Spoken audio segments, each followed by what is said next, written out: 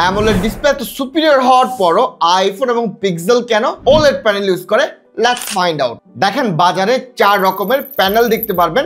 সবার প্রথমে আসে টিএফটি প্যানেল। ইয়েস, সবচেয়ে লো এন্ডের প্যানেল। এইটাতে এলইডি প্যানেলও বলতে পারেন। তারপর আসে এলসিডি ডিসপ্লে। দেখেন এইটা অবশ্যই টিএফটি থেকে বেটার, তবে ভাই এইটার ব্ল্যাক না, অ্যাকচুয়াল ব্ল্যাক না। তার উপর ভাই এটা কিন্তু চাঁদের মতো আলাদাভাবে ব্যাকলাইট দেওয়া লাগে এবং ডিসপ্লেটা ফ্লেক্সিবলও না। আর গ্রিন লাইনের যুগে অনেকে ভাবে এলসিডি প্যানেল ইউজ করলে লাইফ আর কোনো ঝামেলা থাকবে না। তাদের জন্য বলে রাখি, এলসিডি তেও ঝামেলা আছে। এলসিডি প্যানেল না ভাই একটা সময় পরে নিজে নিজে ব্রেক করা শুরু করে। তারপর আসে ওলেড প্যানেল, যা কিনা এলসিডি থেকে অনেক সুপিরিয়র, নিজের লাইট নিজে এমিট করতে পারে। আলাদাভাবে ব্যাকলাইট না থাকার কারণে ছবি দেখতে অনেক শার্প লাগে। এরপর আসে অ্যামোলেড, যা কিনা ওলেড এর জাস্ট একটা অ্যাডভান্স ভার্সন। এখানে অ্যাক্টিভ ম্যাট্রিক্স থাকে, তার উপর ডিসপ্লেটা অনেক বেশি ফ্লেক্সিবল। আর এই কারণে দেখবেন কার্ভ ডিসপ্লে ফোনগুলোতে ওলেড এর জায়গায় সবসময় অ্যামোলেড ইউজ করা হয়। কিন্তু প্রশ্নটা হইলো, অ্যামোলেড যদি ভালোই থাকে আইফোন ওলেড কেন ইউজ করে? অ্যান্সারটা খুবই সিম্পল। ওলেড প্যানেল একটু সস্তা পড়ে, আর আইফোন